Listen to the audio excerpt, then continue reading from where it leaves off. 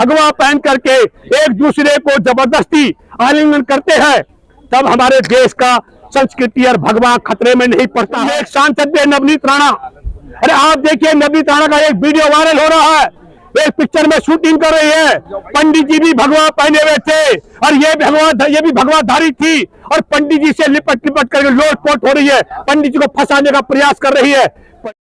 देश में मुद्दे चल रहे हैं, उस पर क्या प्रतिक्रिया है? देश में मैं सबसे पहले तो मैं बधाई देना चाहता हूं। देश में अशोक कुमार सिंह कर्नल हैं, उन्होंने बहुत अहम सवाल उठाया जो बार बार हम भी सवाल उठाते रहे हैं।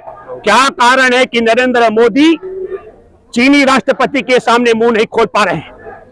तो इसके कई कारण हो सकते हैं। एक, नरेंद्र मोदी बहुत कायर व्यक्ति है, इसलिए शायद नहीं मुंह खोल पा रहे हैं।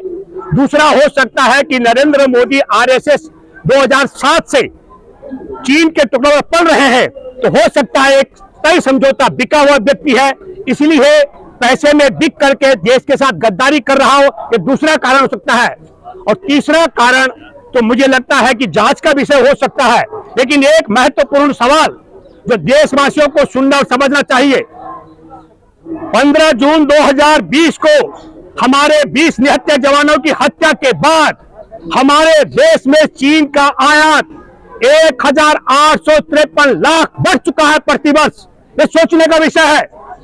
अशोक कुमार, कर्नल अशोक कुमार ने भी ये सवाल उठाया, अशोक कुमार सिंह ने, उन्होंने भी कहा, हम भी बार बार कहते रहे, दुश्मन देश को, इसको दूसरे शब्दों में अगर मैं कहूं तो एक तरफ नरेंद्र मोदी हमारे देश की सेना को कमजोर करने के लिए, देश की सुरक्षा को खतरे में डालने के लिए, देश की सेना को कमजोर करने के लिए अग्निवीर की ओर आगे बढ़ रहे हैं, और दूसरी तरफ दुश्मन देश चीन को आर्थिक रूप से मजबूत करने के लिए निरंतर वहां से बेजा आयात कर रहे हैं।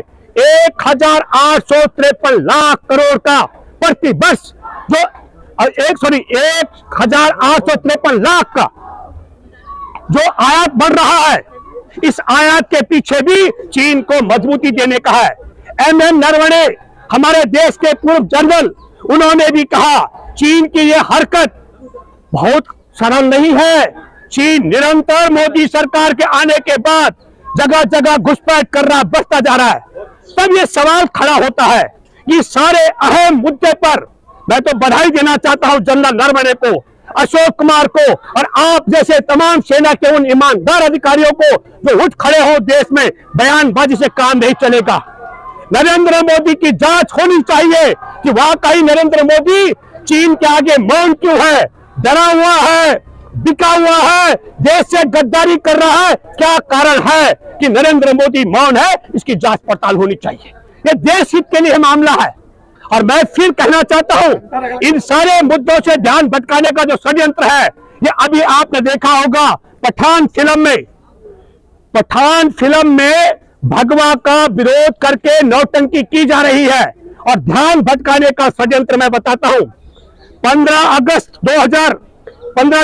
2021 को सरकार बनती है अफगानिस्तान में तालिबान की, और 16 सितंबर 2021 को वहां से 24,000 करोड़ का स्मगलिंग होती है, ड्रग्स आता है वहां से भारत में। और कहां आता है? मुद्रा पोर्ट पे, अदानी के मुद्रा पोर्ट पे, और अदानी के मुद्रा पोर्ट पे 24,000 करोड़ का ड्रग्स आता है। उससे ध्यान भटकाने के लिए क्या क्या होता है? एक, नरेंद्र मोदी बिन बुलाए अमेरिका चला जाता है, कभी राष्ट्रपति और कभी उपराष्ट्रपति के चौखट पर शीश नवाता है। अमेरिकी अखबार है न्यूयॉर्क टाइम्स, उसमें फर्जी न्यूज छपाता है। रात को वापसी आकर के, अरे ईट रोडी बदरपुर जहां पड़ा हुआ है सेंट्रल विस्टा, वहां उतर जाता है। और फिर 2 अक्टूबर को शाहरुख खान के बेटे आर्यन खान को फर्जी मुकदमे में गिरफ्तार करवाता है, और फिर किसानों पर का नरसंहार कराया जाता है ताकि 24,000 करोड़ रुपए से ध्यान भटकाया जाए। जिस तरीके से 24,000 करोड़ से ध्यान भटकाने का, ड्रग्स का ध्यान भटकाने के लिए अमेरिका जाना, सेंट्रल विस्टा में उतर जाना, आर्यन खान को फंसाना और किसानों के ऊपर गाड़ी चढ़ा देना। और आपको पता है अखाड़ा परिषद का महंत नरेंद्र गिरी उसके बाद आत्महत्या करता है। 16 सितंबर को ड्रग्स आ गई थी, 19 सितंबर तक कहीं भी आवाज नहीं निकली, कहीं समाचार लीक नहीं होता है, उस समाचार को दबा के रखने का षड्यंत्र ठीक उसी तरीके से आज की तारीख में है। हम फिर एक सवाल करते हैं देशवासियों, हमारे देश के अंदर कई सेना अधिकारियों ने आरटीआई लगाई है भारत सरकार से कि भारत की सरकार, राष्ट्रपति बताए, जब हमारे देश के राष्ट्रीय सुरक्षा सलाहकार का चीनी विदेश मंत्री के साथ समझौता हो गया था, हत्या के बाद 20 जवानों की 76 को घायल करने के बाद, उसके बाद भी चीनी सैनिक वापस क्यों नहीं गए? यह बड़ा सवाल है। हत्या से पहले 6 जून को 2020 का जिक्र कर रहा हूं, सेना के कर्नल कमांडर के साथ में क्या समझौता हुआ था, यह सार्वजनिक होना चाहिए। ऑल पार्टी मीटिंग के बाद मैं तो संसद में, इस समय संसद का सत्र चल रहा है, मैं विपक्ष से अपील करता हूं, विपक्ष को संसद के अंदर लाना चाहिए। क्या कारण है कि नरेंद्र मोदी ने 20 जवानों की हत्या की अनदेखी, 76 घायलों की अनदेखी की, शहीदों की चिता जल रही थी, और Narendra Modi all party meeting करने के बाद क्या कहते हैं? 75,000 करोड़ अमेरिकी डॉलर कर्ज लिया गया था 17 जून को चीनी बैंक से। क्या उस 75,000 करोड़ के लिए नरेंद्र मोदी चुप रहे, या पहले से ही नरेंद्र मोदी का चीन के साथ सौदा है आरएसएस का, ताकि देश को बर्बाद और कमजोर कराने का षड्यंत्र है? या अगर ये कायर है इन सब चीजों के लिए, मैं ये कहता हूं कि हम सड़क पर बोल सकते हैं, संसद के अंदर जो देशभक्त है उन्हें देश की हिफाजत के लिए, मैं ये बात इसलिए कह रहा हूं, जो कह रहे हैं भगवा से संस्कार और संस्कृति खत्म हो जाएगी, मैं कहता हूं हमारे देश की सेना को कमजोर करने से देश खत्म हो जाएगा। हमारे देश के जवानों की हत्या करवा करके हमारी संस्कृति, हमारा संस्कार, हमारा संविधान, हमारा इंसान सब खतरे में पड़ता है। इतना बड़ा झूठ और फ्रॉड आदमी बैठा है कि जवानों की हत्या के बाद भी कहता है, मरवाने के बाद कहता है, न कोई घुसा है, न घुसाया, न किसी ने हमारी सीमा पर कब्जा किया है। और मैं कह रहा हूं, आज जो भगवा के लिए नोटंकी कर रहे हैं, उनमें एक सांसद है नवनीत राणा। अरे आप देखिए, नवनीत राणा का एक वीडियो वायरल हो रहा है, एक पिक्चर में शूटिंग कर रही है, पंडित जी भी भगवा पहने हुए थे और ये भी भगवाधारी थी, और पंडित जी से लिपट करके लोटपोट हो रही है, पंडित जी को फंसाने का प्रयास कर रही है। पंडित जी भी फंसे कि नहीं फंसे हो तो चर्चा का विषय नहीं है, लेकिन फिल्म में ये सब दिख रहा है। ये भगवा पहन करके एक दूसरे को जबरदस्ती आलिंगन करते हैं, तब हमारे देश का संस्कृति और भगवा खतरे में नहीं पड़ता है। हमारे देश में सैनिकों की हत्या करा करके प्रधानमंत्री कहता है कोई नहीं घुसा है, तब हमारा भगवा खतरे में नहीं पड़ता है। मेरे दोस्तों, ये रंग का सवाल नहीं है, ये देश की सुरक्षा का सवाल है।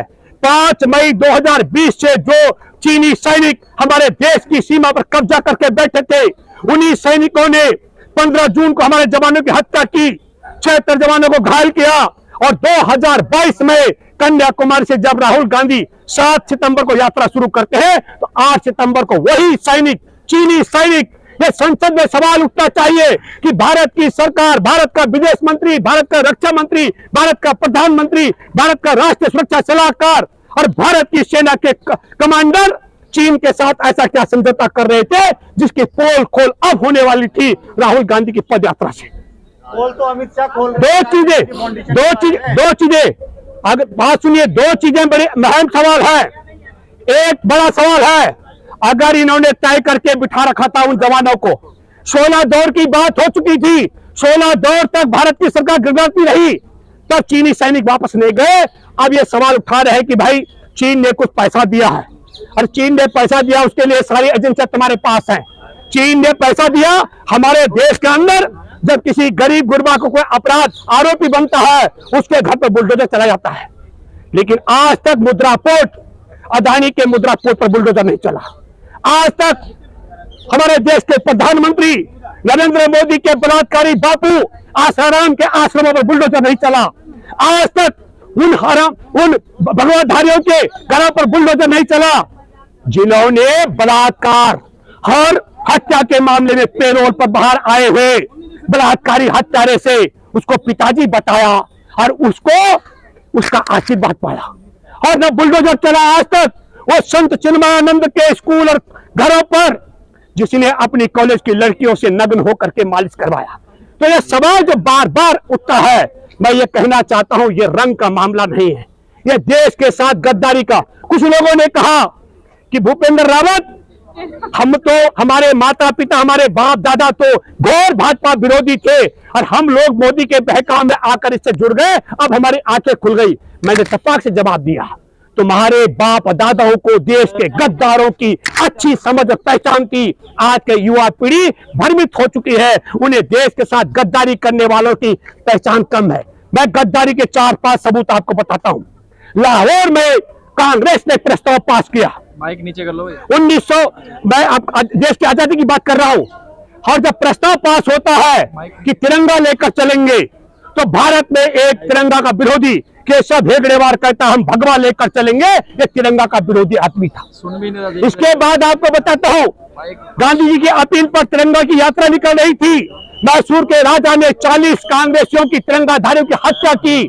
स्कायर सावरकर जी ने माफी मांगी थी और माफी मांग करके जो माफी वीर बना, पेंशन पाता रहा, उस व्यक्ति ने प्रशंसा पत्र लिखा। किसको? उसने चिट्ठी लिखी मैसूर के राजा को।